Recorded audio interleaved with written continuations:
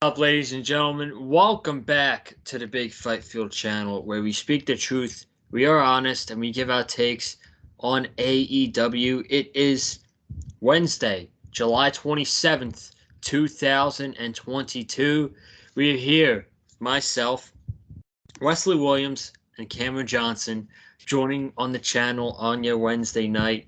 A much better show than last week. It was like Tony Khan saw what happened last week, the backlash from that exploding barbed wire match. Everybody's talking about WWE, obviously, because Vince McMahon's retired, Triple H is head of creative.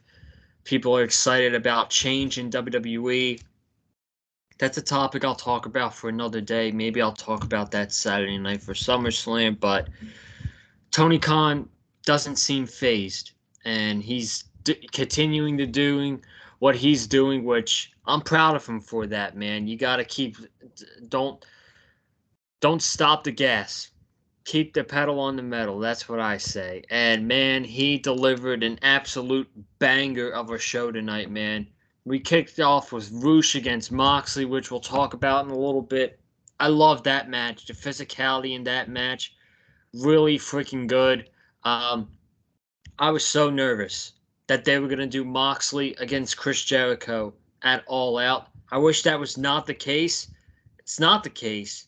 They're going to do it in 2 weeks at the Quake in the Lake show, which that's fine with me. I'm just happy that's not the main event of All Out. I'm totally cool with that.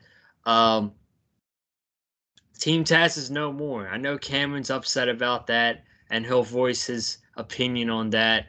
Powerhouse Hobbs turning on Ricky Starks tonight, and we got so much more, man. Friggin' the upset of the year might be Daniel Garcia over Brian Danielson. But gentlemen, how are you doing tonight, Cam?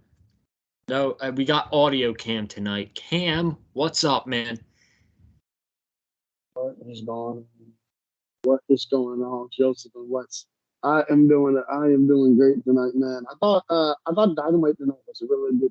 I thought Dynamite tonight was a really good show, and particularly the first 30 minutes. I thought the first 30, 35 minutes of Dynamite were excellent. I didn't think the second hour, me personally, I didn't think the second hour I didn't think the second hour was all that, but I thought the first 30 minutes of Dynamite, the way they opened up, I thought it was tremendous. I do have a couple questions to ask. But I do have a couple questions to ask and some stuff I did disagree with going into some stuff I did disagree with coming onto the show. And you got the baby crying. I don't know if you can hear my niece, but she's. I don't know if you can hear my niece, but she's crying. I don't know if you can hear my niece, but she's crying. I'm recording this in the next room over. So I'm recording this in the next room over. So she's crying. I don't know if you can hear that or not. But overall I thought this was a very good episode of Dynamite tonight. The road to all out builds nicely, and we now got Quake in the Lake. And I got Quake at the Lake in about 3 weeks. I think that's a shitty name, but it is what it is. Wes, what's up, dude? Going on. Yes, I agree. Way better show this week. Much better flow to everything. A lot of big stuff happened, though, which we will get into. Also, want to shout out John from Mustache Bros Wrestling. I don't know if you guys watch Mustache Bros Wrestling on YouTube, but I've been watching them for a good while now. John and Dante, they're two big wrestling fans. They're also big baseball guys as well. So two sports that we both, the three of us collectively love. John was at the show live tonight in Worcester, Massachusetts. So shout out to you, John. Big fan of what you do. I don't know if you'll see this clip anywhere, but big fan of what you and Dante do over Mustache Bros Wrestling. But anyway, Fight for the Fallen, really good show tonight. A lot of cool stuff happened. A lot of stuff we will talk about. And as we head into a couple more weeks, we got Quake by the Lake, which will be happening. So another theme show coming up. And then we got Battle of the Belts also coming up not too long from now. That's going to be on, I believe, a Saturday night, Battle of the Belts 3. You got Rampage that same weekend. So a lot of big stuff. And of course, the build to All Out. We got new titles unveiled, which we'll get into as well. But yeah, a lot of great stuff happening, a lot of big stuff, and again, it's funny how again these same people who prey on AEW's downfall. It's like you look back at Revolution 2021 at the end of that show, how these haters thought, oh, AEW's in the mud, AEW's done, that's it. They had that bad ending of the show. It's over. And then what happened? What happened? Let's see. What's the day? It's July 27th, 2022. I believe AEW is doing just fine. They had a bad show last week. Okay, it happens. Not every show is going to be a home run. Sometimes you're going to go 0 for 4 in the night. That's no big deal. That's fine. It's fine. It happens. It happens with every wrestling company. No wrestling company is perfect. And what did Tony Khan do? He bounced back like he does. And then, of course, you got Death Before Dishonor, Ring of Honor, Tony Khan, another promotion that he's running. Death Before Dishonor, an absolute banger of a show this past Saturday. So, I mean, I wouldn't really say that AEW is exactly in the mud, folks. I think they're still doing okay. And WWE, you know, they're under new management now, and good for them. And honestly, I'm happy for WWE. I hope and pray this means that I can actually watch Raw and SmackDown again and not be bored out of my mind. I know it's going to be a long process. Yeah. But I'm very optimistic. And you know, I know I've crapped on WWE a whole bunch on this channel, and if you were following me on Twitter, you know that as well. But it never meant that I didn't want to see WWE become better. And now that Vince is no longer in the picture, thank the Lord, it was a long time coming. Triple H, a guy with an actual competent mind for the business of professional wrestling. I'm very happy about that news, and we'll see what happens with that. But we're here to talk AEW tonight. So, Joseph, Cam, let's get into it. I will say this. Quick story. I did not watch Death Before Dishonor, but you were talking about how these people continue to hate AEW and stuff like that. I mean, it might make me look like an AEW shill. I don't really give a shit, but it is what it is. I tuned into the Death Before Dishonor medium scrum for like 5 minutes, and do you guys know that Gareth guy on Twitter who's always supporting WWE? Cam, you might. Yes. I know him. Oh God, I can't stand that clown. I cannot stand that clown. I kind of feel bad for him, dude. I kind of feel bad for him because it just makes me feel like that, you know, like he's not really doing much in his life, and he's like doing shit like this. He was in the chat with like 10 times. It was like saying AEW is a failure, WWE on top. AEW is a failure, WWE on top.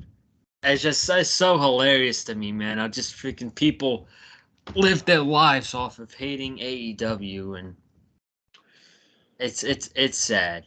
I just wanted to bring that up real quick, but nothing personal, but I just wanted to bring that up. Before we get into an AEW, busy weekend coming up. SummerSlam. I will be doing a review here on the channel Saturday night. Hopefully it's a good show. The best match of the card just got scrapped off the card, so that doesn't make me happy. And really, besides that and maybe one match, I was really always looking forward to, but I'll still be here Saturday night talking SummerSlam. And then Sunday night, I will be here on the channel talking about Ric Flair's final match. Ric Flair's last match is Sunday night. Ric Flair and his son-in-law Andrade El Idolo against Jay Lethal and Jeff Jarrett. The pay-per-view is already ordered. I'm ready to go. I'm excited for Sunday night. You guys will get a review here Sunday night on the Big Fight Fuel channel. Ric Flair's last match. Are any of y'all tuning into that show on Sunday night? It depends. Yeah. I'm helping. That show looked pretty good, man. I'm not gonna lie. I mean, the Wolves against the Motor City Machine Guns. That alone is worth the price of admission. It's worth the price of admission. I'll be checking it out. For sure. What were you gonna say, Wes? I was saying, well, Sunday. It's gonna depend with me. I might, if I have the time, I'll check it out. But I am helping my mom move into a new house on Sunday, so I'm gonna be busy that whole day. But I mean, if I get home in time, I might check it out. I just hope and pray it's not a freaking disaster, because my goodness, this is one of the most worrisome, I think, pay-per-view to be tuning into. So we'll see what happens. But yeah. I'm excited. I ordered the pay-per-view, so it'll be fun, hopefully. Let's get into Dynamite because we got a lot to talk about tonight. By the way, where were they in? Worcester, Massachusetts? Worcester, yep. Great crowd tonight. And also, shout out to the wrestling fans. If you're a subscriber and you're from Canada, congratulations. AEW is coming to Canada October 12th and October 13th, which is a Thursday night, for Dynamite and Rampage. No doubt in my mind, AEW, they're going to stack up that show. That's a pretty big deal that they're going to be going over to Canada for Dynamite. So congratulations to all you Canadian fans out there. We opened up the show tonight with Roosh against Jon Moxley for the interim AEW World Championship. And this was announced, I guess, during Death Before Dishonor. And I'm like, why is Roosh getting a shot at the World Championship in Jon Moxley? Go on Twitter. He's 10-0 since coming into AEW and ROH. I'm like, oh, okay. I guess that's the reason I need for why he's getting a world title match. Anyway, match was great. I loved it. The physicality of Roosh is awesome. I'm not sure if he's on a signed deal with AEW, but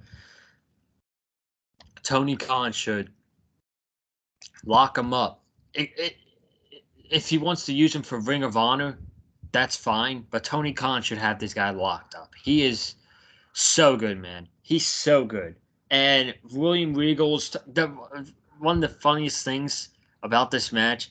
Did y'all hear William Regal was talking about how he's known Roosh for all these years, and he said, I tried to bring Roosh into my past company, but he was too violent. Did any of y'all hear that? I don't know if I caught that. Nah, he was saying how he tried to bring Roosh into his past company, which was NXT, WWE, but Roosh was too violent. So I got a chuckle out of that one. But I love Roosh, man. Him and Andrade are a great pairing. And they made him look okay in defeat. Nearly defeating Moxley, making Moxley bleed. I don't like the blood. Like, there's blood every week in AEW, but if there's one guy that I'm going to say it's okay for him bleeding, it's Moxley, because that's just what he does. Moxley bleeds every single match. But Moxley hits Roosh with a paradigm shift. Roosh kicked out of the paradigm shift, got a huge pop, and Moxley put in the Bulldog choke. Roosh passed out, and Moxley retained the AEW Interim World Championship. And what I thought was a great match tonight was Roosh and ROH deal, AEW deal. I don't care. Tony Khan needs to sign Roosh, especially now with Triple H as head of creative and head of talent relations in WWE, because he can easily give this guy a call and be like, yo, come on over. We're different over here now. So if I'm Tony Khan, I'm locking him up to an AEW or a Ring of Honor deal as soon as possible. But I love this match. I thought the match was great, and I thought Roosh was protected in defeat. So then after the match, we got Chris Jericho. He came out with 2.0, Sammy Guevar, Ty Conti, and the newest member, Anna Jay. So Cool Hand Ange told the AEW Galaxy to please rise.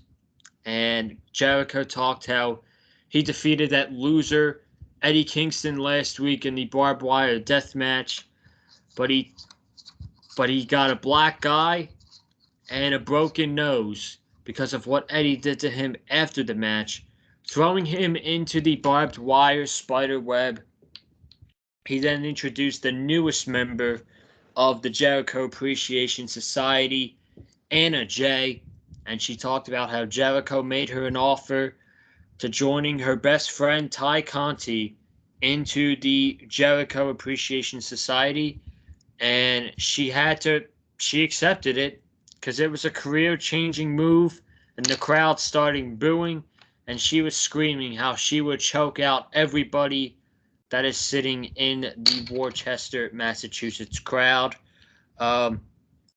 Jericho then talked about it's been 2.5 years since I've been away from the AEW World Championship.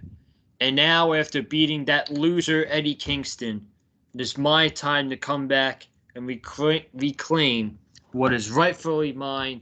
And that is why at 2 weeks at Quack in the Lane, it will be me challenging Moxley for the AEW Interim World Championship.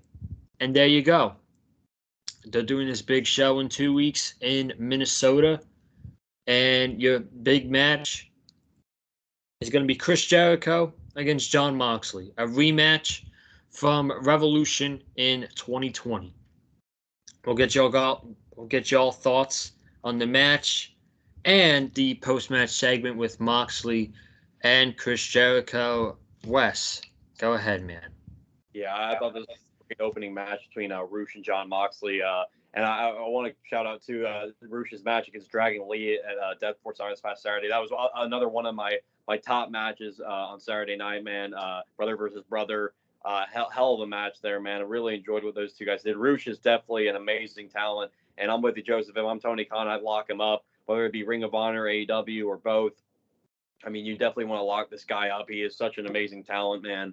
And he proved it even more in this match against Moxley. I will say, and it's a personal thing with me. I do kind of wish they would tone it down with Moxley and the bleed. I get it's kind of maybe like a thing with Moxley, but I kind of felt like it was a similar problem with Cody Rhodes when he was in AEW, where he would bleed so many times in matches, and it was kind of it started to become a little bit overkill. So that's just kind of my personal complaint there. But that's really the only complaint I really have about this match. I thought both guys meshed well together. It was hard hitting, and Moxley ended up retaining in the end. And then, of course, the post-match stuff with Jericho and Moxley, I really enjoyed. I really enjoyed the promo from Moxley. He didn't want any of these other versions of Jericho. He didn't want the king of trademarks, if that's what you're calling yourself now. I thought that was a funny line there. He wants the Lionheart Jericho. He wants the young Chris Jericho that first broke into the scene, going into ECW and going into Japan and everything. And I really like that, man. It looks like in a couple of weeks we're gonna get the Lionheart Chris Jericho versus Jon Moxley for the world title, and that's gonna be really good.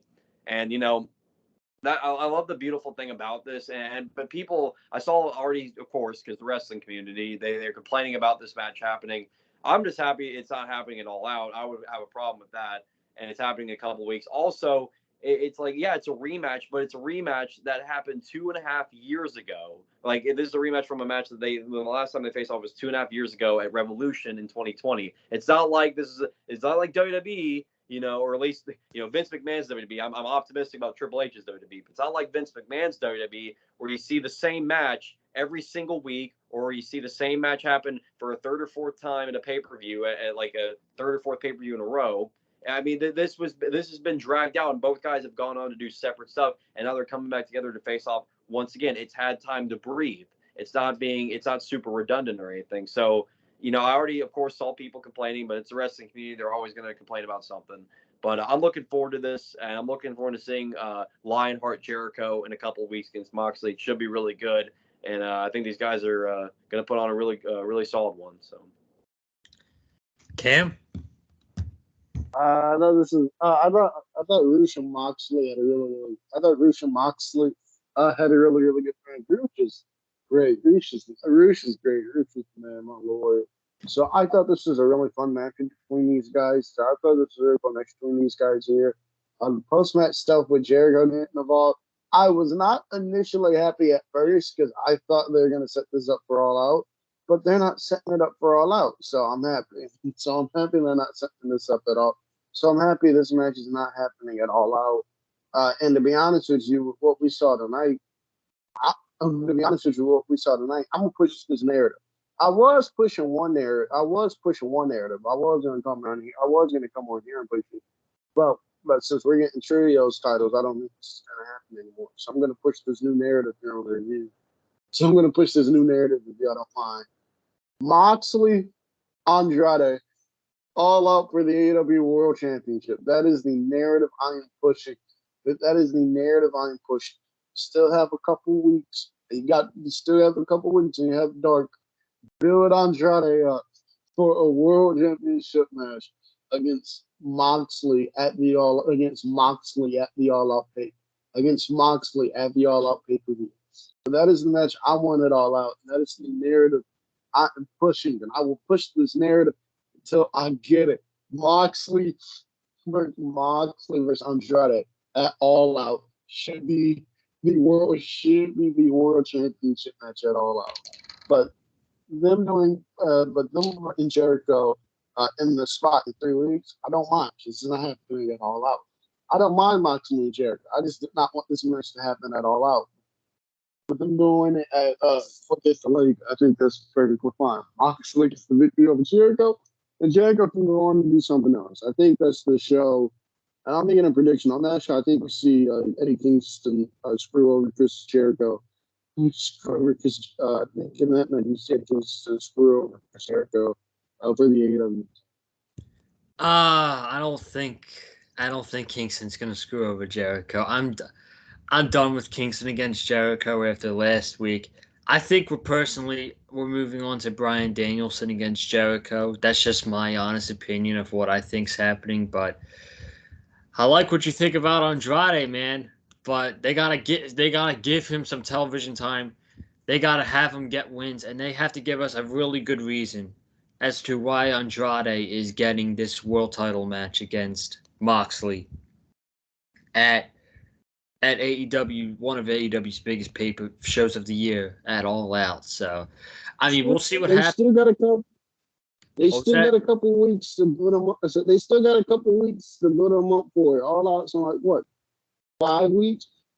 They still got a couple weeks to put them on. Just put them on Dynamite and Rampage and have them get some quality wins. Against big name stars. I think you can convince, but I think he'll be able to convince people that is a worthy main event. Just push that narrative so that way enough people see it. I like the vision. I like that vision a lot, actually. So, I mean, we'll see what happens. All Out's in 5 weeks, and AEW's got time to hopefully. Excuse me. That hopefully they got time for Andrade to be built up to challenge Moxley for the AEW World Championship, because I think that would be an amazing match and a great main event for the All Out pay-per-view. We'll see what happens, though. We'll see what happens. Speaking of trios tag team titles, they were introduced by Jim Ross, Excalibur, and Tazz. They were sitting on the commentary table desk. All the titles were sitting there, and it was announced that the finals of these trios tag team titles tournament was going to culminate at All Out. And how long have we been waiting for the trios tag titles to get here? How long have we been waiting for a tournament to crown the first ever trios tag team titles? I feel like, and this is just me being a mark and me speculating, next week we're getting a segment with the Undisputed Elite coming back. Adam Cole, Red Dragon, and the Young Bucks. What if next week is the week that Kenny Omega makes his return and we start a tournament with the Elite and the Undisputed Era on opposite sides of the bracket, and that's the 6-man tag for the trios tag team titles at All Out. It'll be a fun match, and then after the match, the losing team turns on whoever wins the titles. I don't know, but I'm just saying, man, why would we get a random segment with the Undisputed Elite with all these rumors about Kenny Omega coming back? Is next week the week? I don't know, man. I don't know. And it's crazy times right now, man. But I think it's definitely possible, man. I mean, you got the Undisputed Elite coming back next week, and Tony Khan did outwardly say he didn't want to introduce trios belts until he knew that Kenny Omega was set to come back. And we've had all these rumors speculating in the past few weeks about Kenny Omega coming back in time for All Out. Looks like those rumors might end up being factual information, man. And man, it's been a long time coming, man. It's crazy how long Kenny Omega's been out of the picture. And I know we're so excited for his return, man, because it's been such a long time without him. And of course, we know that he's arguably one of the greatest wrestlers in this generation, man. I mean, Kenny Omega is such an amazing talent, as we know, and I think this would be the perfect story for him to come back and have him reunite with his old Elite buddies and the Young Bucks, and you have them and the Undisputed Era on opposite sides of the back bracket until they eventually meet in the finals. Yes, I know it would be predictable. I know, but that still doesn't always mean it's a horrible thing, because if you're going to get a finals match with Adam Cole, Kyle O'Reilly, Bobby Fish, Omega, Matt, and Nick Jackson, I don't think I'm going to complain about that. I think all 6 of those guys are going to be capable of putting on possibly a match of the year candidate, if you ask me. But this is very exciting, man. It's about time they introduced the trios belts. I want to say those titles look absolutely amazing as well. AEW, once again, knocking it out of the park with the title designs. I mean, I don't think there's a single ugly-looking title in that entire company. Every title looks absolutely amazing. But yeah, it's been a long time coming. It's finally here. We got the Trios Titles tournament coming up, and the finals will be culminated at All Out. This is going to be exciting, man, and I'm looking forward to seeing all the other Trios groups that are going to be a part of this tournament. And I do love me some tournaments, man, and AEW has done well with a lot of these tournaments. So, we'll see how this goes. Got anything to say, Cam? Well, these trio titles are long overdue. It's long overdue. These trios titles are long overdue, but I'm glad we're getting them now. It only made sense. It only made sense. We see a 6-man tag. We see a 6-man tag. It feels like every week on Dynamite. So it only makes sense for them to add trios titles. And looking at the potential teams that we could get in there, Cole, Fish, and O'Reilly. It looks like Heyman and the Young Bucks it looks like Heyman and the Young Bucks are it looks like Heyman and the Young Bucks are gonna reform. You throw Death Triangle in there, man, the best friends. Claudio, I guess the Blackpool Combat Club will be in there. Man, these trios titles are looking good, man. This tournament is going to be a lot of fun. I'm excited, man. I'm definitely excited. One of the biggest things, if not the biggest thing on tonight's show, we had the FTW Championship. Danhausen against Ricky Starks. And this match did not go long at all. Ricky Starks beat Danhausen in about 2 minutes, and he did the same thing he did last week. After he beat Danhausen, he said that he wants an open challenge, and this time he's for real, that he wants another match. And the crowd is chanting for Hook's name. The crowd wants to see Hook. Hook's music hits. Dude, this crowd exploded when Hook came out. Tazz didn't know what to think because it was his Team Tazz, Ricky Starks against his son Hook, and Hook beat a beat up Ricky Starks who had a hurt neck going into the match. He locked in the red rum. Starks couldn't escape, and Hook tapped Ricky Starks out, and Hook is the new FTW champion, man. And Tazz is a very proud father. Like father, like son. Hook is now representing FTW as the FTW champion. Just a great moment for Hook. People love him. I thought this was going to happen sooner down the line, maybe at All Out, but for what happened after the match, I think it makes sense as to what they're building to at the All Out pay-per-view. We'll get to that in a little bit. But you guys have any thoughts on Hook winning and becoming the new FTW champion? We'll start with Cam first. It happened a lot quicker than I was expecting. I thought this was going to happen at around. I thought this was going to happen at All Out, and I thought this storyline would be, and I thought there would be a different storyline in it. But Hook being TNT champ, Hook being FTW champion, it makes sense. It makes sense, like father, like son. So Hook being the FTW champion makes sense. That's what Ricky Starks. It was time. It was time for Ricky Starks to move. It's been time for a while, actually. It's been time for Ricky Starks. It's time for Ricky Starks to move on, and hopefully we see Ricky Starks get some championship gold. If not this year, the next year, because they really need to put some gold on that board. Wes. Yeah, this was perfectly booked. I didn't expect it to come as soon as it did, but I didn't mind it at all. Hook having the FTW title is just a storybook sort of way of going about it, man. It's awesome. I mean, like father, like son, like you said, Joseph, and I know Tazz is definitely proud of his young lad Hook right now, and yeah, I mean, this Worcester crowd, man. Again, I tip my cap to y'all. Y'all were excellent tonight, and especially for this segment here. But man, yeah, Hook standing tall as FTW champion. And now we'll get into the post match stuff here. But yeah, it looks like Ricky Starks has got some plans coming up here in the near future. So Yeah, so they went to commercial break after Hook and Ricky Starks fist pumped. Ricky Starks was standing in the middle of the ring with Powerhouse Hobbs consulting him, and Starks was like, "It's a rough night, and you can't expect that to happen. But congratulations to Hook, and I have so much respect for him."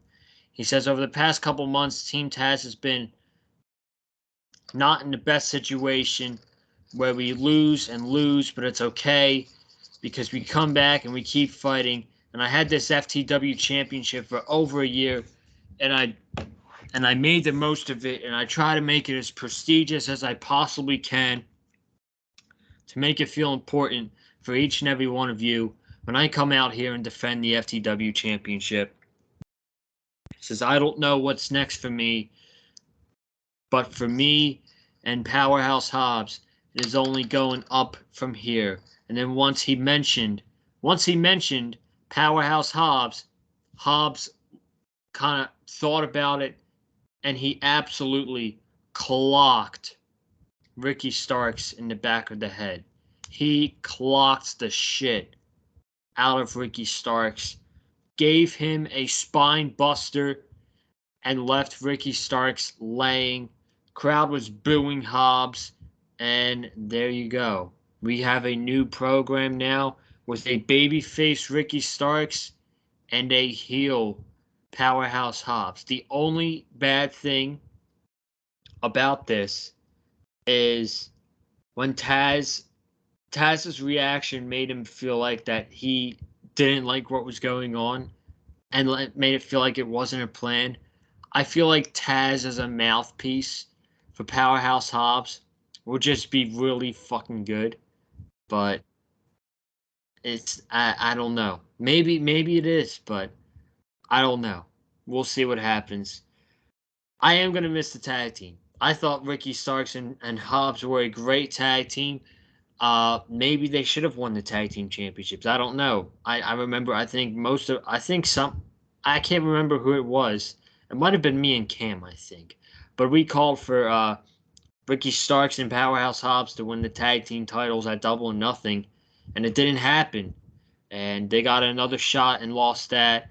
And I'm interested to see what the story is going to be as well with these two. And the explanation from Hobbs should be pretty good. So we'll see what happens. But I'm excited. I'm excited for this feud. I'm excited for the future of Ricky Starks. I love Hobbs. I think he deserves a push, and he's got massive potential as a big man. Ricky Starks is going to be incredible as a babyface. I feel like I know he's a natural as a heel. If he has the ability of a natural heel like MJF, but Ricky Starks has so much charisma and people love him so much that there's no possible way that this man is going to fail as a babyface. No way he's failing as a babyface. So I'm excited. I'm excited for the feud. Cam, I'm going to let you talk, man, first, because I think you got some shocking thoughts on this one. Let me tell you something, bro. Let me tell you something. Man. This took me by surprise, man. I didn't like it at all, man. I watched Dynamite. I met into this Ricky Starks promo. It was all something, my man. It was all something. When they always talking Powerhouse Hobbs, you tag my dude Ricky Starks like that, bro. Bro, I cried. I cried the rest of Dynamite, bro. I was thinking about not coming on this review, bro, because I need a couple days, bro. I need a couple days to digest the breakup of Team Tazz, bro. Because I know they just did not break up my boys like that, bro. And then my homies, man, they just split them up like that, man. I couldn't believe it, man. My lord. Although I think the one thing missing on commentary, if I go back and add one thing, I think somebody should have yelled, Ricky! right before Will Hobbs turned on him, man. Give him a good flashback. Give him a good flashback. If you know that reference, you know that reference. But if you know that reference, you know that reference. But if you know that reference, you know that reference. But me personally, I wouldn't have broken up Team Taz. I would have waited just a little bit longer before splitting them up. I think the fact that they did not have a run as AEW Tag Team Champions is a disgrace. No disrespect to Swerve and Lee. I think Hobbs and Starks should be the tag team champions right now. I think they should have been I think they should have won the tag team championships at Double or Nothing, to be quite honest with you. But it is what it is, and I'm looking forward to the feud. And Ricky Starks as a babyface. My one thing would be who do they put with. My one thing would be I think they should put somebody with power, with Will, with Will Hobbs. Because I don't think he's the best promo in the world. I think they should put somebody. So I think they should put somebody with them. I don't think it's going to be Taz, since Taz is shocked. Maybe we find out Taz plant. Or maybe we find out Taz plant this or something. I don't know where they go from there. But that would be my only issue with this. Is that but that would be the one concern I have coming out of this. So if the plan is to push Will Hobbs as a heel, I think he needs an mouthpiece. Other than that, I thought this was a really good turn. I thought this was a great turn. Even though I'm salty, even though I'm still salty, they broke my boys up, and they didn't have to do that. And Will Hobbs, if you're watching this, man, you're gonna have to see me in the streets. Although hopefully you don't watch this because you kind of big. No, because you kind of big. No cap. You got a big no cap. But I thought this is I'm looking forward to it, man. Ricky Starks as baby faces. It's gonna be great. I'm looking forward to it. Yeah, man. Wes? Yeah, this was definitely a shock here. I did not see this coming. But man, yeah, the way Hobbs clocked Starks, man, was wild. I mean, he really laid that into him, man. I mean, that was pretty brutal. But I love the promo that Starks was cutting, though. That was such a passionate promo, man. I mean, you talk about one of the best promos in wrestling. I feel like Ricky Starks, you got to bring up his name. I mean, this dude knows how to deliver a promo. And I'm really excited to see what the future holds for him now that he's on his own now. Team Taz is no more, but I think Hobbs has got a bright future ahead of him in his own right. But I think Starks, this is now officially the beginning of the rise of Ricky Starks in AEW. And again, I'm really excited for it, and he's already super over with the crowd, so they got that down. So I think this is going to be really fun, and I'm looking forward to seeing what Hobbs' explanation is and how this goes going forward, and how they build up this potential matchup here.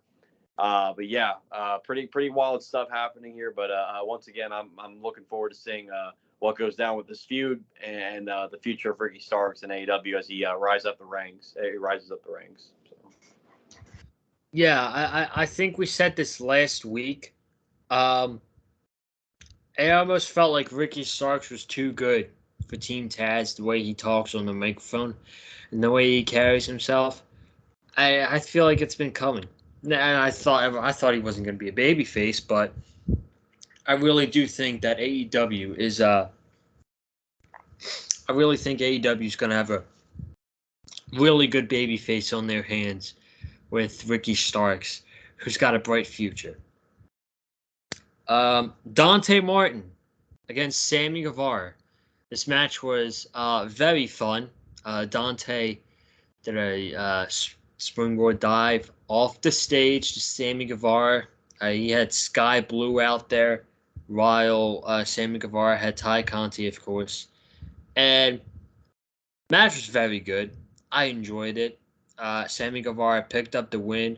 I love Dante Martin. I know he's only 21 years old now, I think. He's inspiring because of what he does at such a young age, 21 years old. To think that I'm only 2 years younger than him. That's crazy. The matches he's had in AEW. And I don't know about y'all, but it's not a problem now, but it could be a problem in the future. Who is Dante Martin? I know Dante Martin, and it sucks that His brother Darius is hurt again. We're wishing him the best. Hopefully he's doing okay. Um, Dante Martin is incredible at what he does as an in-ring guy. But who is he as a character guy? Like who's the character Dante Martin? And it's like why I know he puts on great matches and stuff, but why should I care about Dante Martin? Do you all agree with me with that, or am I being too harsh on him? I see where you're coming from with that. Yeah, it'd be nice to have a bit more, I guess, character development with him, because it kind of just seems like he's an amazing talent, and for him being so young, I mean that's definitely something that stands out. But hopefully over time we start to see more of a character development with him, and it looks like for the foreseeable future they're going to just continue to push him as a singles guy because I don't think Darius is scheduled to come back anytime soon again, which again that sucks and. I feel really bad for Darius Martin because he's great in his own right. And thoughts and prayers to him with his recovery. But if they want to continue to push Dante as a singles guy, hopefully we start to see more development of him as a character. I really feel like he could be a Ricochet type wrestler in AEW. Like he could be their version of Ricochet. But I know Ricochet. He's not the best at like promo work or anything like that. But I mean, I feel like with him, we kind of get more of an in-depth look at his character and who he is and how he's kind of like a superhero in human form. Maybe they could do kind of something like that with Dante, and we can get more background on him to where we start to feel more emotionally invested in him. And they did bring Sky Blue into the mix here with tonight. I thought I didn't mind that because I mean they are in real life couple. So I mean, if they want to have Sky Blue be by his side, that's fine too. I know Matt Sydal was kind of mentoring him and stuff, but it looks like they're kind of focusing on Matt Sydal and Lee Moriarty. Not Moriarty. I believe he's a heel now. He did officially turn, or at least teasing to turn or something. Yeah, not officially yet, but he's gonna turn.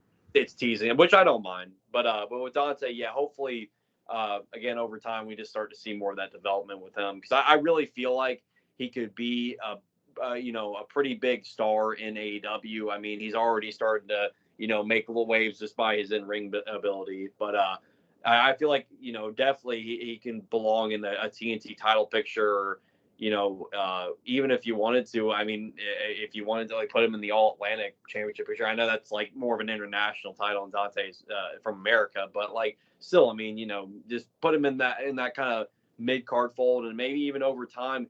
If you develop him so well, why not have him go for the world title? It's just a matter of time and patience. And the Dante, as long as he stays healthy, he's got a long career ahead of him. Man, this guy has got at least another good, like probably 25 years under his belt. So, and it's not like I'm not trying to like bury him or anything, right. but Yeah. I'm not seeing a lot of character development.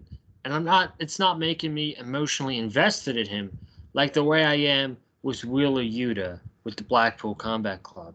And I am with Daniel Garcia with the Jericho Appreciation Society. And now we're getting that out of Lee Moriarty with this heel turn. And he might be going with Stokely Hathaway, which I think is great. That's a great deal for Lee Moriarty, if you ask me. And the only guy that I feel like has no character out of those four pillars is Dante Martin. And it's just, I don't know. His matches are great, but it's tough for me to care about him. But Cam, do you have anything to add on this? I kind of agree with you. I kind of agree with you there. I kind of agree with you there. In the long term, I think he'll be okay. In the long term, I think he'll be okay because I think his future is him teaming with Top Flight. Because I think his future is him teaming with his brother Dante. Teaming with his brother Darius. Excuse me.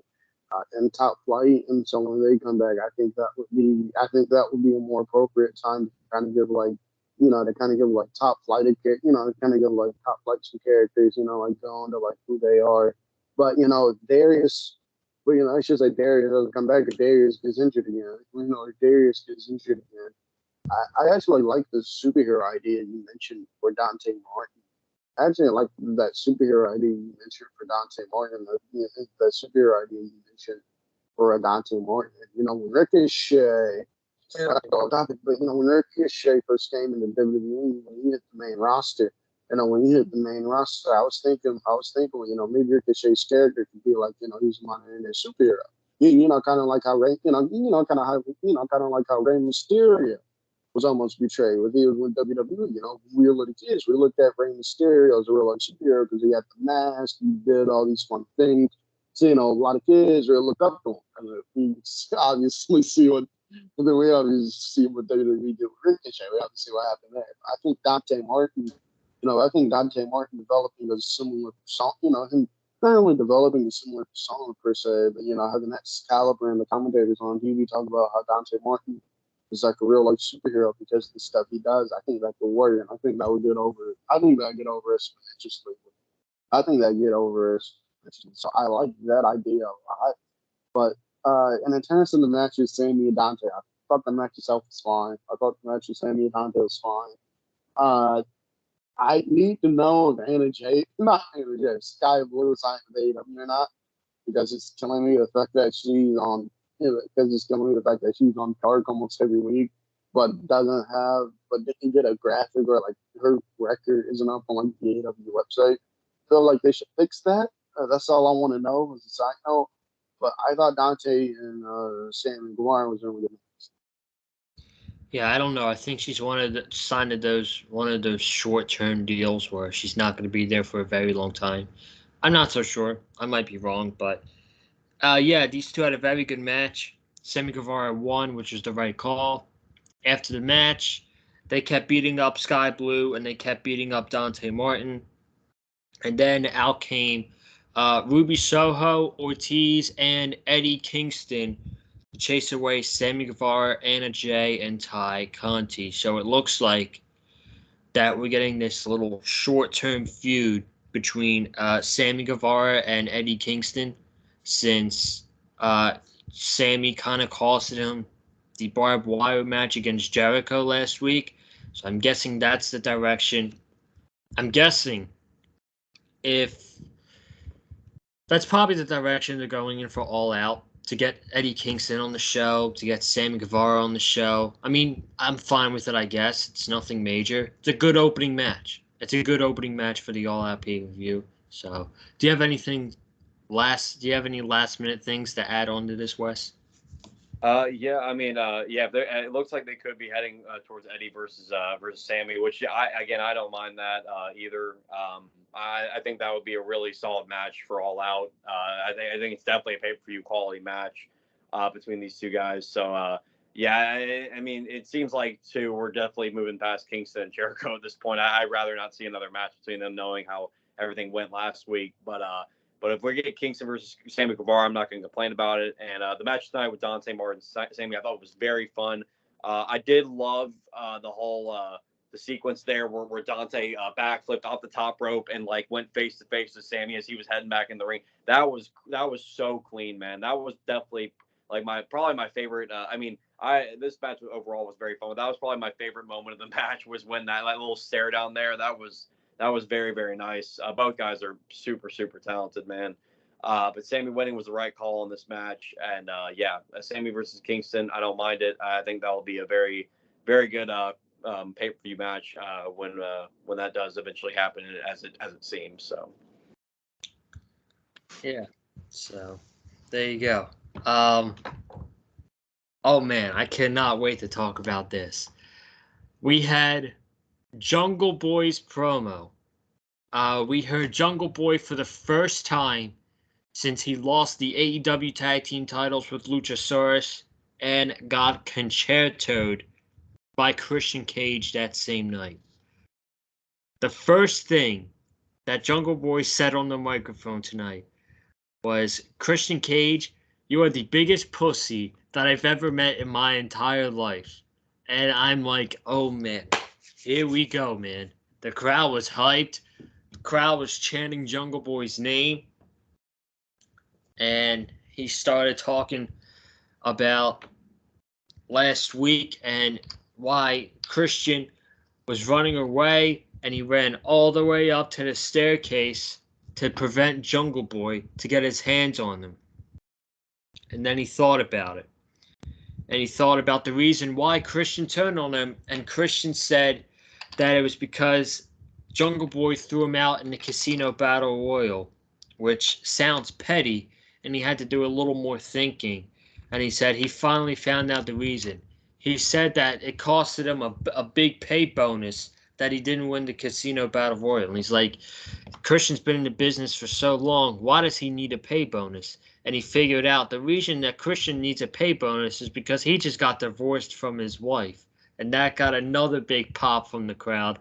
So now Jungle Boy's making this even more personal with Christian. And he talks about Luchasaurus. And he talks about Christian and the way he used his monster, Luchasaurus, as somebody to watch his back while Jungle Boy is gone. And Luchasaurus did all the dirty work for Christian, as we saw in the tag match last week. And may I remind you, Luchasaurus still has the black attire and the black mask. So maybe this is Luchasaurus and Christian doing a swerve to Jungle Boy. But he then keeps talking about concertos and, you can hit, like, that's not going to knock me down forever. And then Christian appeared on the memory roll. And he said, you thought a concerto was bad? Wait till I see what I do to you in the future. When I put you in a body bag. And that's the way the promo ended. That he wants to put Jungle Boy in a body bag. And he wants to lay him next to his father's tombstone. That's what he said, I think. So there is another deadly, brutal line from Christian Cage. Unbelievable. This is the best thing in AEW right now, in my opinion. I love this. The trash talking. The one thing that was missing about Jungle Boy was the freaking intensity. He had no intensity. He had no charisma. Tonight, Jungle Boy was as tense as I've ever seen him, and that's going to make him even more over than he is right now. I love this. I absolutely love this. We needed to see this side of Jungle Boy, and we damn sure got it tonight. I'm not still sure what's going to happen with Luchasaurus, but I guess we'll still have to see. He's still coming out with the black mask and the black wrestling gear, so we'll wait and see what happens. But man, this was awesome. I loved it. Cam, I'm going to start with you first, man. I thought going into this show tonight that Jungle Boy had to knock this. I thought going into this show tonight that Jungle Boy had to knock this promo out of the park. And that's exactly what he did. I thought this is the best Jungle Boy promo I have ever. I thought this is the best promo Jungle Boy has ever cut in his life. I thought this was a great promo here. And I'm not gonna lie, man. And the way Luchasaurus was looking at Jungle Boy during this promo, I was terrified that Luchasaurus was gonna turn on Jungle. I was terrified that Luchasaurus was going to turn on Jungle Boy. I was scared of that. Maybe we still get that. But the way Luchasaurus was looking, it looked like he was gonna drop Jungle Boy. It looked like he was gonna drop Jungle Boy at any minute. But I'm liking the feud between these guys so far, man. Jungle Boy's back, and at All Out, this match needs to be in unsanctioned. These two guys can't go in there after the bars. They talk to each other. They can't go in there. They can't go in there at All Out and have a regular wrestling match where they're exchanging. Have a regular wrestling match where they're exchanging holds. Where they're exchanging holds is unfair. No. That ain't gonna work for me. The promos these guys have cut. I need weapons. I need weapons. I need to see somebody bleed in this match, man. That's the only way. That's the only way. I'm gonna be satisfied with that. So yeah, but overall, I thought this was a tremendous promo. I absolutely agree. I thought about that. I contemplated back and forth. Because for some reason, I don't think this is going to be a one-match feud. It's just, I got that feeling that this feud is going to continue past All Out. That's just me. But I don't want to see, after, like, the words they're exchanging and Christian threatening his family and Jungle Boy calling Christian the biggest pussy he's ever met in his life. I don't want to see them going into All Out and doing chain wrestling and all that stuff. No, they need to be kicking the shit out of each other. This needs to be at least Falls Count Anywhere. And by the way, before I go to Wesley, the one negative I have about this promo, Jungle Boy, what are you doing, man? You talked about the divorce with Christian and his ex-wife. The crowd popped, and then you freaking go like this? Bro, you got Anna Jay as your girlfriend. Why do you need to be calling Christian's ex-wife, man? Are you trying to downgrade? Come on, bro. Hey man, hey Joseph, Yep. man, stop that man. Hey Joseph, stop that man, stop that man, stop that man. Let that stop that man, stop that man. If Anna Jay got a problem with Anna Jay, gonna end up single real soon. Stop all that now. Stop this. It's our chance to get her back on the market. Stop it. Wes. Yeah, this was an excellent segment, man. Definitely one of the biggest talking points of the show. I've been loving every single thing they've been doing about this feud. There really is no flaws to really pick so much in this feud here between Christian and Jungle Boy. And when it comes to Luchasaurus, it's like you brought up, Joseph. He's still coming out in the black here. I really do. So I still feel like there is still something coming to Luchasaurus. And he, again, you look at his mannerisms and his demeanor in the ring and how he was standing there. It looked like he, at any moment, he could have ripped Jungle Boy in half. But of course, none of that happened. But I really do feel like this is still a setup from Christian. Like Luchasaurus is still going to break away from Jungle Boy and turn on. When that happens, I don't know. Because I mean, honestly, when you look at it, I mean, Luchasaurus as a heel is something that pretty much everybody wanted to see, and they just don't want to see that just automatic, like this, immediately go away. Because people were super invested in it. People kept making the comparisons how he feels like Kane now that it comes out with the Fire Titantron and comes out with with the big flames and stuff too, and how he has this menacing walk to the ring and is just coming out and just killing guys left and right. I mean, it's something that we saw of Kane back when he was wrestling, and I really like that about Luchasaurus, and it was fitting him well. So hopefully they're not straying away from that. I do still kind of hope that we still get that heel Luchasaurus.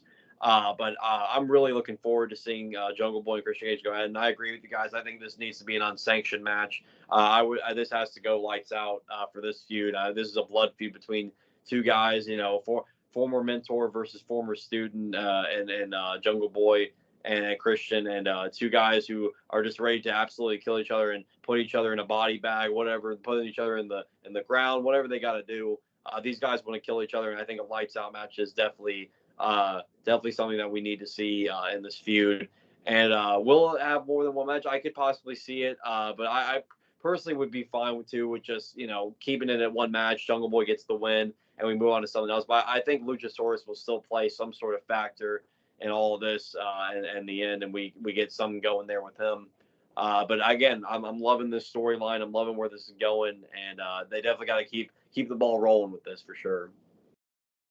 Yeah, I don't know. I just don't see them doing a one-match feud. Maybe we get Luchasaurus turning on Jungle Boy before the pay-per-view, and we get Jungle Boy versus Luchasaurus at All Out, which I don't know how they're going to do this, but I'm interested, man. This is my favorite thing in AEW right now, and I'm emotionally, I'm legit emotionally invested. Backstage, we had the Young Bucks with the Cutler cam, and they were down. They were sad, and then Cutler brought up the Trios tag team titles, and he said, I would make a great third partner. And they said, shut up, Brandon. I loved it. But they did ran into Hangman Page backstage and wished him happy birthday in kind of an awkward moment. Then Hangman was hanging out with the Dark Order, and the Dark Order got him cake. Man, I don't know about y'all, but I just want to see Hangman Page be like, fuck these guys to the Dark Order and join and super kick the Dark Order with the Elite. I think that'd be freaking great, man. I really do. Where's Dark Order going now? So, who knows? We had Tony Nese and Smart Mark Sterling against Swerve Strickland in a 2-on-1 handicap match. I apologize in advance because I was watching this a little bit behind, and I fast forward the match. I had no interest in seeing Smart Mark in another match. Um, this should have been on Rampage. No way should this match be on Dynamite. You could easily plug something else back in. You could give more time to the women's match. You could give more time to the main event if you want to. This did not need to be on the show. Swerve won, of course, and he was celebrating. And on the Titantron, they showed Keith Lee being laid out backstage by Josh Woods, the former. He was in Ring of Honor. Swerve looked really confused, and Tony Nese attacked Swerve and held up the tag team title. I don't know.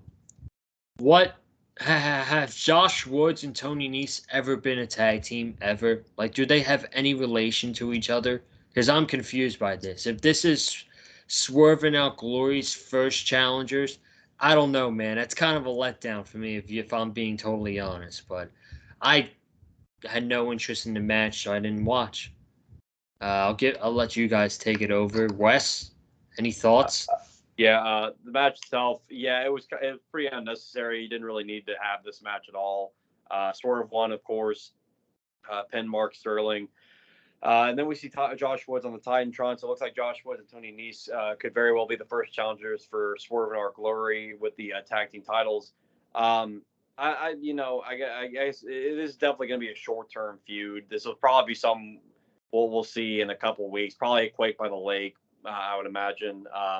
But yeah, kind of random that they just kind of threw Josh Woods and Tony Nese to a tag team. I have not seen them do any tag team work before this, so this is kind of just a last minute kind of throw together deal. I don't mind Josh Woods appearing in AEW.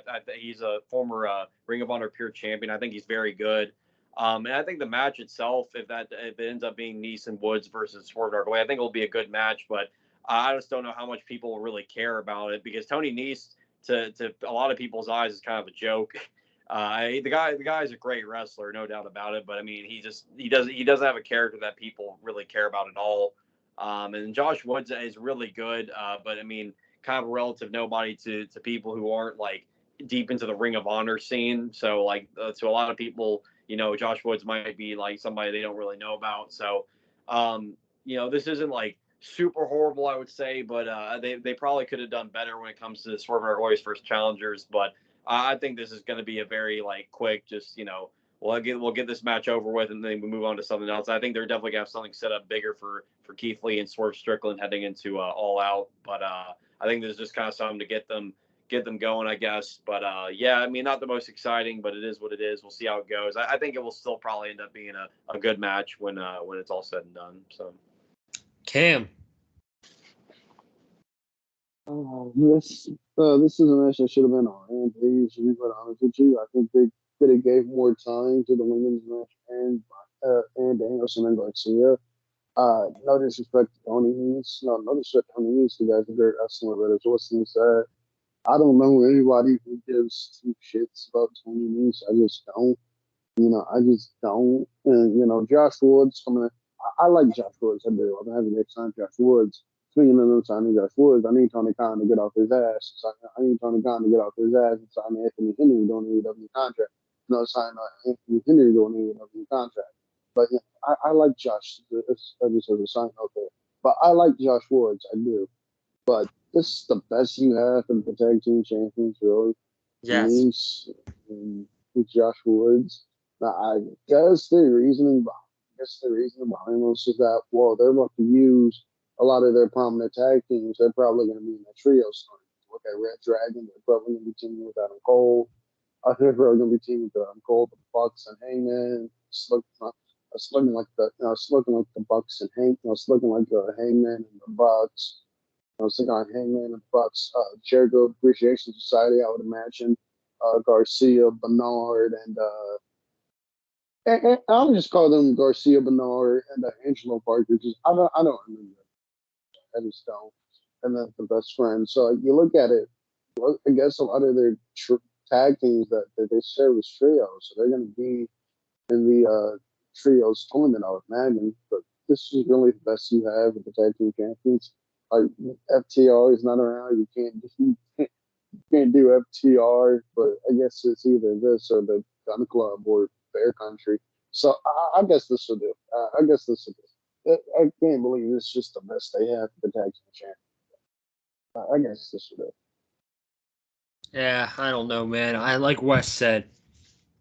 I hope this is a short-term thing. I have no interest in Tony Nese and Josh Woods going after the tag team titles.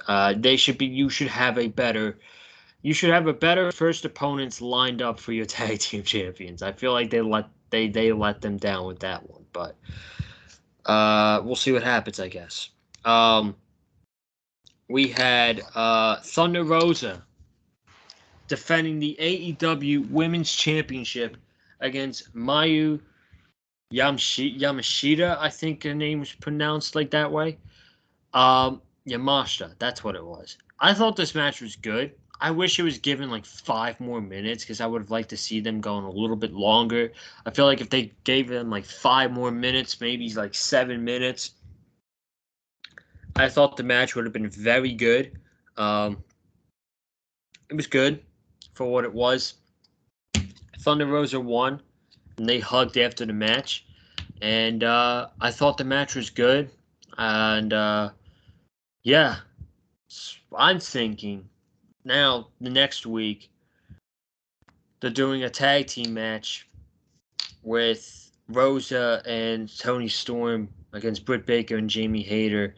I would like to see tension between Britt Baker. I would like to see tension between Baker and Hayter, which sort of makes them want to split because, let's be honest, we cannot do Thunder Rosa and Britt Baker again at the All Out pay-per-view. We just can't do that again. We've been there and we've done that too many times.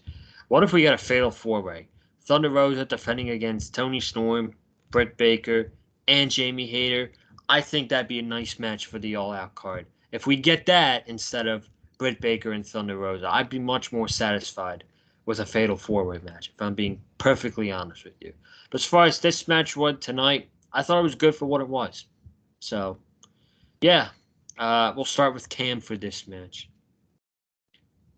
I thought that we're on the women's title match, right? Yeah. We're not talking about. Okay. Okay. Yeah. I'm sorry. I thought we were talking. Okay. I'm sorry. I thought we were talking about that tag team.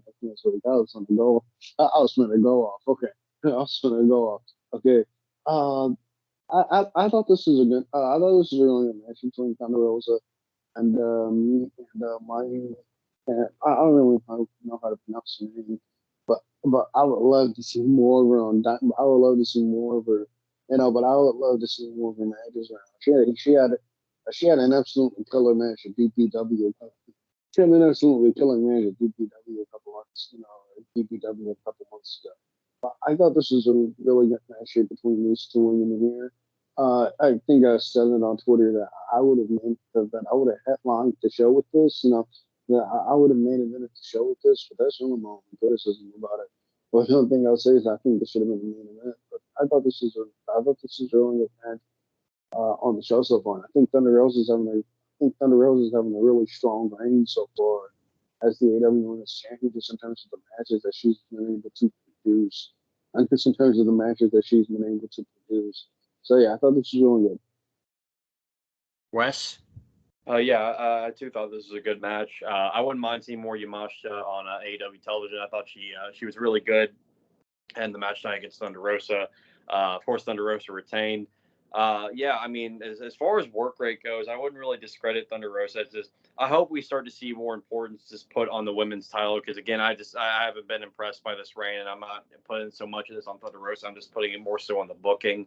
I like your idea, Joseph, of a fatal 4-way All Out. I could definitely see that happening. I would not mind that. I was also thinking in the sense of maybe Thunder Rosa versus Jamie Hayter, possibly. Just a 1-on-1 match. So I wouldn't mind that either. But I think a fatal 4-way sounds really good because you got Toni Storm involved, and her and Thunder Rosa are like kind of a pairing now. I got the whole Thunderstorm name and everything. And then Britt Baker and Jamie Hayter, I think, have already been starting to show signs of tension there. So I think a four way is probably the route you want to probably go most likely for All Out.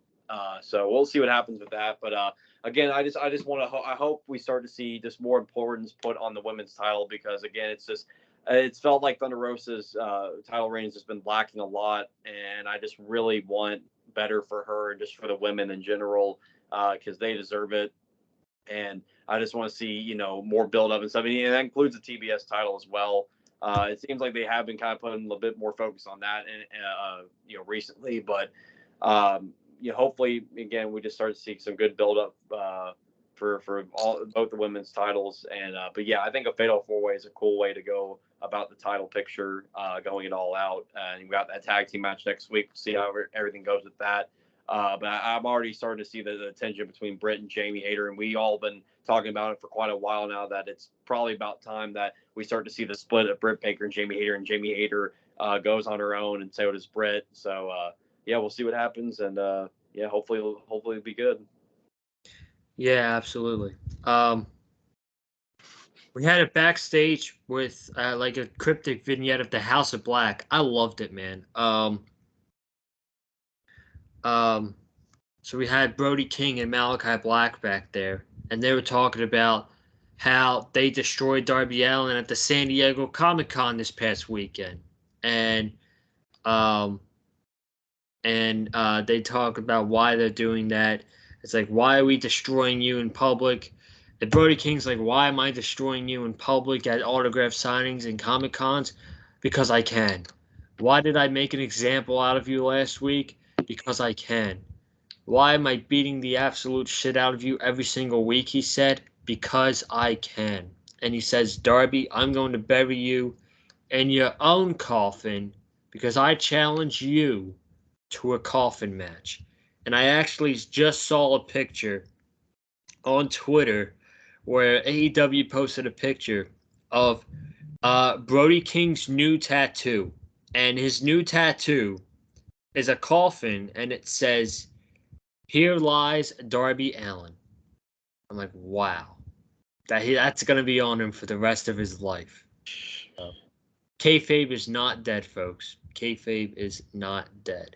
I'm guessing that's going to be on the show in 2 weeks as well. So, we got matches for next week.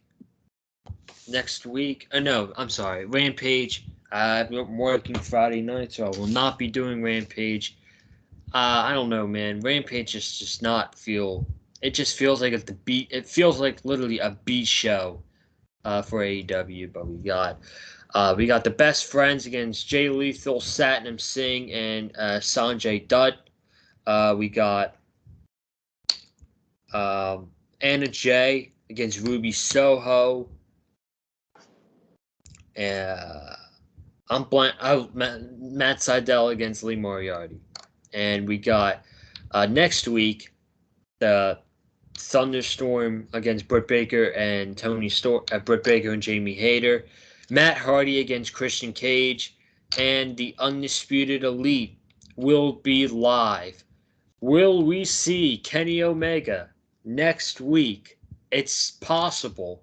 It's very possible with all the rumors that are happening. So next week, it could be a big week. It could be a big show on the channel if Kenny Omega makes his return to AEW. The main event for tonight's show: Daniel Garcia against the returning Bryan Danielson. Danielson was doing his entrance, and he immediately went to do a drop kick to Daniel Garcia, a turnbuckle drop kick, going in on the yes kicks. Crowd fired up to see Danielson. This match was incredible. This was my match of the night tonight. Such a technical match. Felt personal. Daniel Garcia pulling up the padding on the outside ring floor, exposing the outside canvas. Bryan was bleeding. These guys were going at it. This was freaking incredible, man. I loved it. If you did not watch this match, one match I tell you go back and watch this main event match between Daniel Garcia and Bryan Danielson. You gotta go watch it. I am stunned that Daniel Garcia went over in this main event. Jake Hager, Bryan was going for a running like a move, just bouncing off the rope. Maybe it was another Psycho knee after he had in the label lock and Garcia got to the rope. I think Bryan was going for another Psycho knee. Excuse me. Excuse me. And someone grabbed his foot under the ring. I didn't know. I thought it was obviously it was Jake Hager, and it was he got distracted, and Garcia hit him. He put him in the Red Death, and Bryan passed out, and Daniel Garcia, Adam Page, Jon Moxley, and Daniel Garcia. What do they all have in common? They're the only people who have beaten Bryan Danielson in AEW.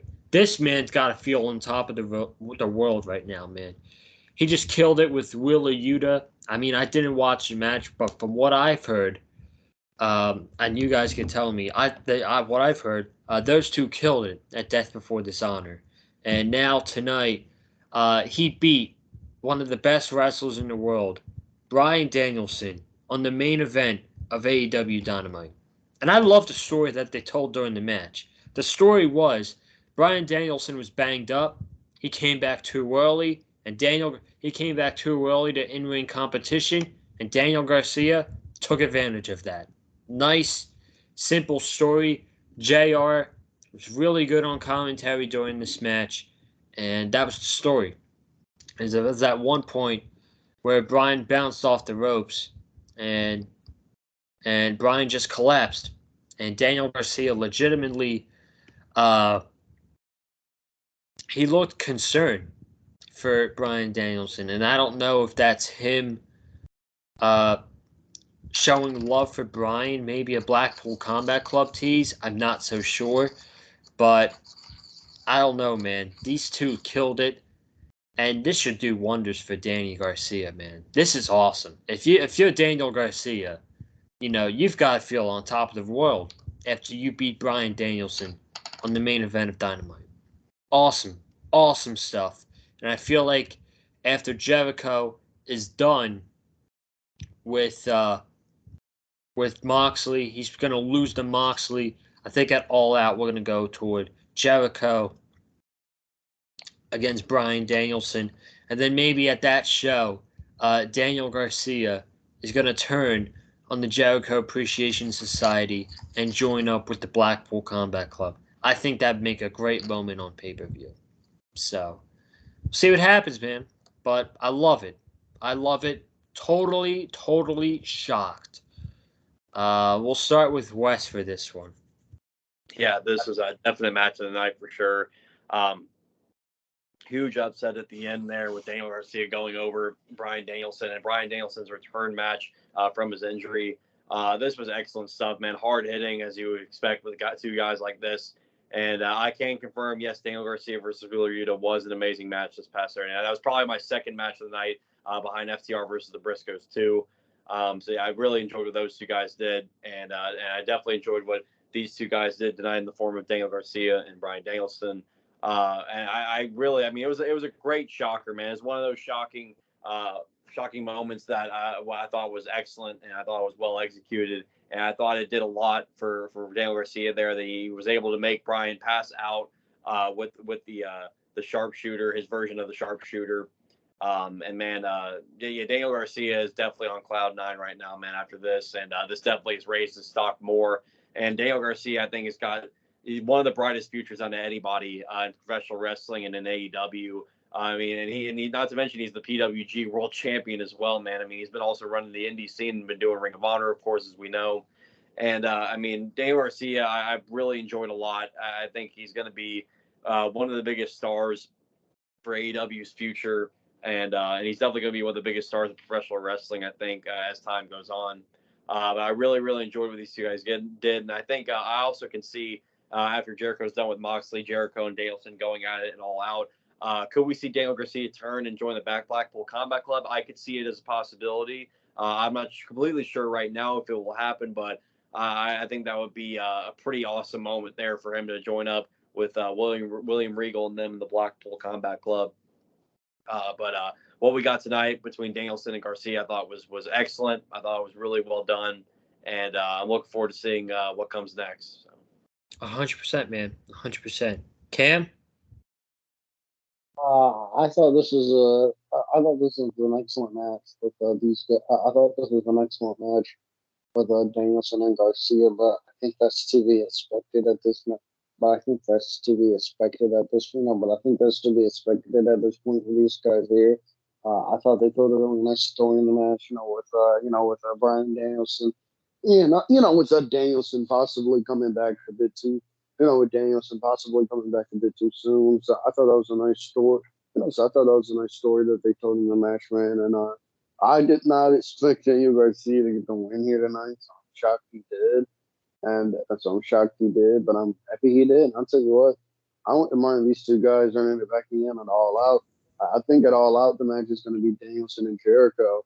But if they want to put Jericho on something else and they want to do Danielson and Garcia at All Out, maybe for a spot in the Blackpool Combat Club or something like that, I would not mind that at all.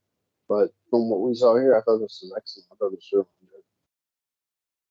That'd be interesting.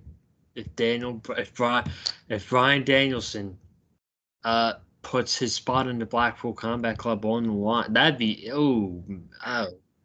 Crazy. I don't know. They're probably gonna do Danielson against Jericho though. That would be my guess. So, but ladies and gentlemen, that is all we have tonight for you guys. Over an hour and 20 minutes of AEW content tonight. Hope you all enjoyed it. Be sure to subscribe to the Big Fight Field channel. Like I said, it'll be a busy weekend. I'll be here Saturday night for SummerSlam, and then Sunday night for Ric Flair's final match. That is all going to happen on the channel this week. So be sure to subscribe. Comment down below your thoughts on tonight's episode of AEW Dynamite. Hit the like button if you like what you heard from myself, Cameron Johnson, and Wesley Williams tonight. Follow me on Twitter and Instagram as well if you want to, at Colin_Joseph. I'm laying low on Twitter. It's just wrestling's kind of right now. Hopefully this weekend's fun. Tonight was really fun, but right now I got a lot of stuff going on with life, work, so I'm just laying low with Twitter. But y'all can follow me over there if you want to. Wes, where can they follow you on your socials, man? You already know. Follow me over on Instagram at @TheRealWesleySipes. You can also follow me over on TikTok, the same exact username. Again, that's at @TheRealWesleySipes. Cam, go ahead and plug those socials, my man. Oh, follow me on Twitter at CamSilver101. Also, follow me on Twitter at CamSilver101. Subscribe to the CD podcast, available on all platforms. And at me on Epic Games or PlayStation or however that works. So if you want to play Fall Guys, so yeah. Thank you all so much. Be sure to subscribe to the channel. I'll see you back here Saturday for SummerSlam. And we will all see you next Wednesday for AEW Dynamite. So y'all have a good night. Stay safe. And as always, stay classy. We out. Peace.